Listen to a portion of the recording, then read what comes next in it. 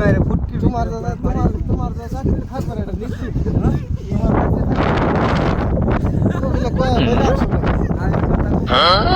এরা সবাই চালাক লোক এরা সবাই কিন্তু চালাক লোক তোমার বোকা বানায় নিয়ে আইছে ও আমি বোকা না তুমি তো আরবি জানো না ভাষা জানো না এমনি আইছো কেফা হাল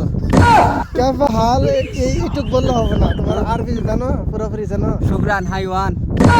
কিভাবে বলবো যে আমি শুটিং করতে যাচ্ছি ঘুরতে যাচ্ছি আমি যাই কমু কপিল আমি আজকে শুটিং করব বোকার শোকা ছেলে রে এরা সবাই ব্যক্তি চালাক ধরে নিয়ে শুটিং করে ভাইরাল লাগে আর কি